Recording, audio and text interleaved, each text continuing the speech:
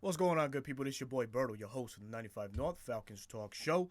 Folks, man, got another topic for y'all today. It's an article that I saw today on Twitter via Dov Clemiman.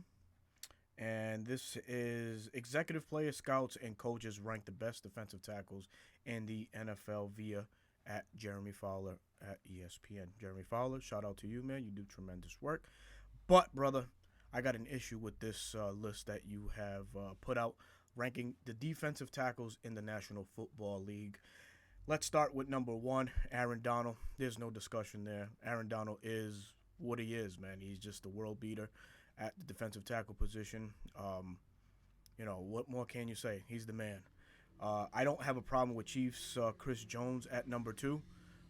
Another guy that, has been a monster in the game. He's done a lot of work on his own on those defensive lines in those respected years for the Kansas City Chiefs. This is where it starts to get interesting. From three down, they've ranked Jeffrey Simmons. They've ranked number three. Number four, Quinnen Williams. Number five, 49ers newly acquired defensive tackle Jovan Hargraves. And number six, Dexter Lawrence of the New York Giants. Now, shout out to every one of them. They all do tremendous body of work for their respected teams. But what pisses me off is that Grady Jarrett is not even thought of ranking him in top five, top three, or anything like that. I didn't see the whole entire list, and I'll be honest with you, I can care less. I didn't see my guy in the top five. That's disrespectful. Grady Jarrett is the epitome of what a hard-nosed working NFL defensive lineman is all about. And that's not discrediting anybody else in the National Football League at all respected positions. When you talk about the defensive tackle positions, the meat and potatoes of a defense, there's a lot of work that goes into it. Hard work at that. And Grady Jarrett exemplifies year in and year out why he's one of the best. You got guys on this list that haven't really been in the game as long, or as some may say, have no skin in the game. Jeffrey Simmons has been in the league, 3 or 4 years. Quinnen Williams, 2 or 3 years. Dexter Lawrence, 5 years maybe. Jovan Hargraves, understandably so, okay, he's been in the league since 2016. So, sure, okay. He's done work. All these guys that I've mentioned, Jeffrey Simmons, Quentin Williams, Jovan Hargraves, Dexter Lawrence, all have had running mates by their sides in their respective teams throughout their careers. Grady Jarrett has done it with no supporting cast, really, at a defensive tackle position. Let's run through some of the names. 2016, Rashid Hageman was on staff. Drafted in 2014, Rashid Hageman was thought to be probably the next big thing for a defensive tackle. Size, strength, you name it. Had it all. Just didn't have it up here and couldn't translate it onto the field.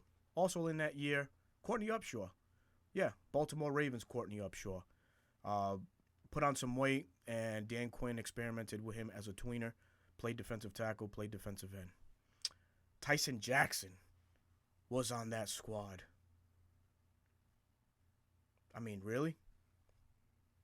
The only significant talent that Grady Jarrett, to my recollection or my memory, was in 2017 when he had Don Terry Poe on staff running mate with him. Other than that, Grady Jarrett's been on his own, man.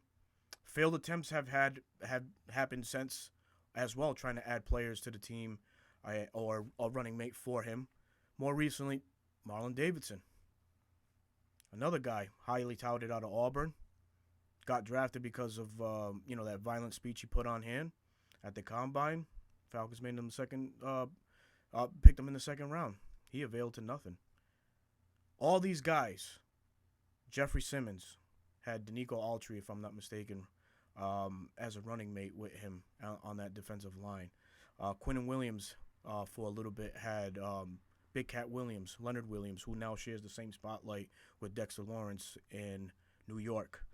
Jovan Hargraves, Hammerhead Cam Hayward, He had him, Stephen Tuitt, Fletcher Cox now. These guys have all been surrounded by great talent. And Grady Jarrett really hasn't blessed with that opportunity up until this year, where the Falcons have added some muscle on that defensive line, a returning Eddie Goldman, newly acquired Calais Campbell, so a returning Taquan Graham. Grady Jarrett is playing now probably on the best defensive line that he has had in his career. And when this 2023 season ends and he puts up the numbers that he consistently puts up year in and year out, then we all know this is even more so of a popularity contest, even though I do understand and I do know that. But Grady Jarrett has better stats than a Jeffrey Simmons, than a Quinnen Williams. He's slightly better statistically than Javon Hargraves. Has more stats than Dexter Lawrence. And I understand that Grady Jarrett's not a double sack guy, but Grady Jarrett does so much work to make everybody else around him better. And that gets overlooked. And that's frustrating as a Falcons fan. Very frustrating as a Falcons fan. Grady Jarrett has been blessed to have a wonderful career. He has 420 tackles, 32.5 sacks, 5 forced fumbles, and 3 fumble recoveries for a 5th-round pick in the 2015 NFL Draft. God damn it, that is pretty freaking good, man. And for this man to consistently be overlooked because of the popularity contest that the NFL is, it's asinine. It's shameful. Grady Jarrett should be mentioned as a top 3 defensive tackle. I'm okay with Aaron Donald at number 1. I am damn well off with Chris Jones at number 2. But I want to see my guy, our guy, this guy, Grady Jarrett, at number 3, rightfully so. He is top 5 in this league. I don't care about anybody else on that list. These guys don't have that much skin in the game, other than maybe Javon Hargraves. But those other 2 gentlemen mentioned, Dexter Lawrence and Quinnen Williams, man, I'm sorry, man. You're going to have to take a back seat on this one, man. So, yeah, small little complaint about the status with Grady Jarrett and this list that came out not too long ago. So that's my peace of mind on this Grady Jarrett situation. Grady, if you ever come across this video, man, speaking for all Falcon fans, man, we love you, bro. You're a great one. We're thankful and grateful that you are a part of this organization. So with that said, this is your boy Berto, your host of the 95 North Falcons Talk Show. Drop those comments, please. Let me know what you think about this list.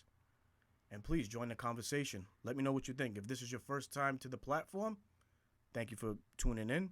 Thank you for visiting. I ask that you please hit that subscribe button. This is your boy Berto. Peace.